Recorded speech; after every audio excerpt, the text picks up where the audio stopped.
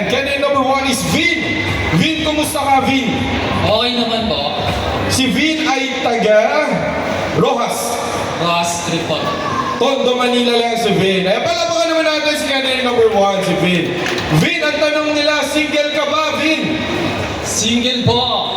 Ayan, single pala si Vin. Single din yun.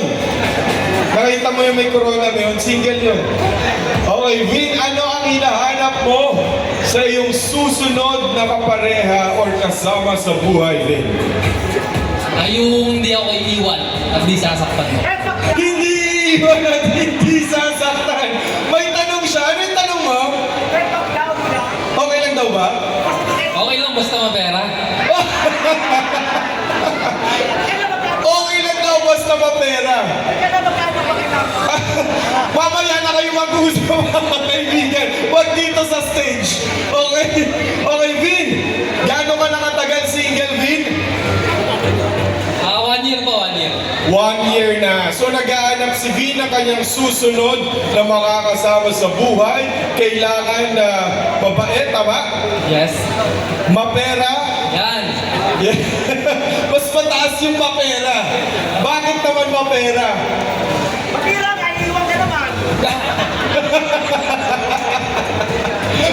Bakit mapera? Para maganda yung buhay. Para maganda yung buhay.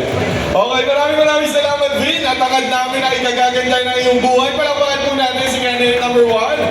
Alright, dumako naman po tayo kay candidate number 2. Ayan, si candidate number 2 ay si Rocky.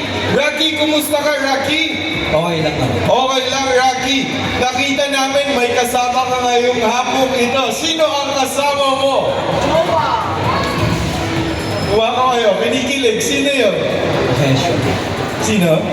Si Kesha. Si Kesha ay kaano-ano. At kaano-ano ni Rocky si Kesha. Kakaupo. Ayan. Jowa ni Rocky si Kesha. Ay, palakpakan naman natin si Kesha. O, pagtalungkot kayo. Ano yung nagustuhan mo kay Kesha? Gano'n na kayo katagal? 4 months. 4 months! 4 months! Ano sabi naman?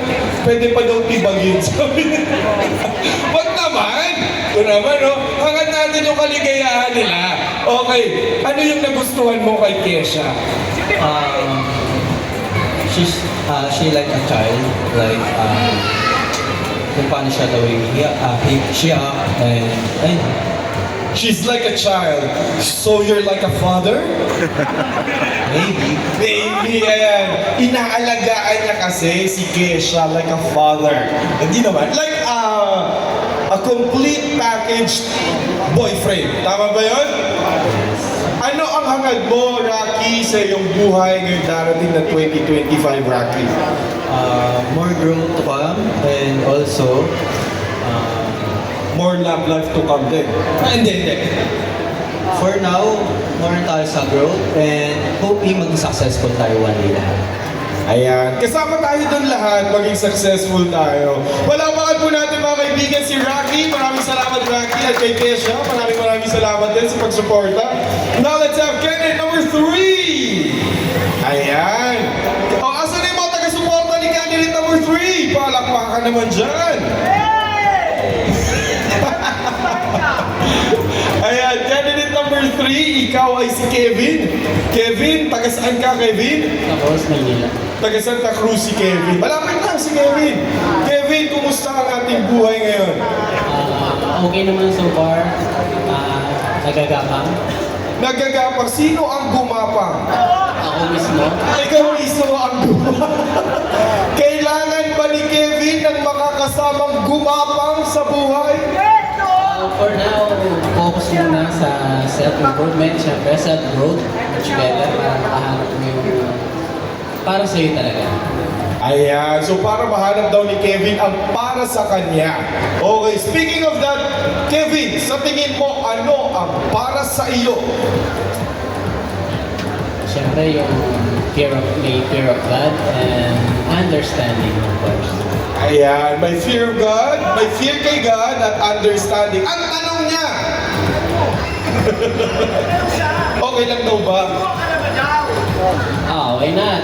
No? Oh, why not daw? Why not? Basta mabait ka. Okay. Okay. Kaya mo na kausapin, ikaw talaga, oh. Maraming salamat sa iyo, Kevin. Tatangad namin ang tagumpay ng iyong buhay. Now let's have candidate number 4.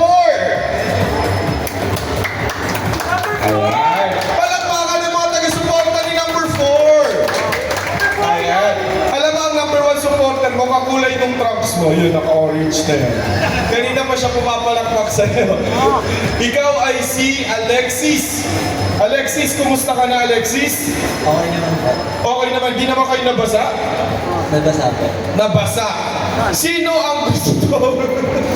Sino ang gusto? Mabasa. Mabasa. Hindi kasi mabasa. Sino yung gustong makasama? Si Alexis. Kahit umuulan. Siya, ikaw. Okay. Alexis, ikaw naman tatanungin ko, Alexis, kasi medyo umuulan sa labas, di ba?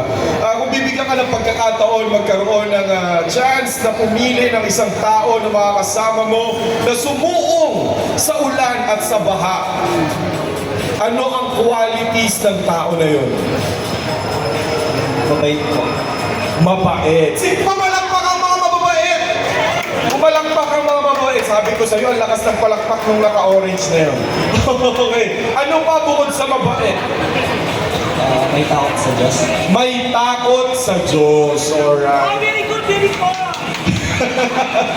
Okay, you know, very important talaga na dapat may takot sa Diyos. Kasi ngayon, halos wala nang takot yung mga tao, di ba? Kaya madami kasalanan na nagagawa sa mundo. Yan, okay. Ito, Alexis, kung ikaw ay bibigyan ng pagkakataon na maisakatuparan ng isang hiling mo ngayong Pasko, ano ito, Alexis? Bahay po. Bahay. Straight to the point, ang gusto ni Alexis ay bahay. Sino dyan ang may extra bahay? Ay. Okay, Alexis, maraming salamat at hangad namin na may sakatuparan mo yung mga pangarap sa buhay. Once again, ladies and gentlemen, let's give a warm round of applause to our 4 Hawks today! At ito na nga po si Luningning, inabot na po sila.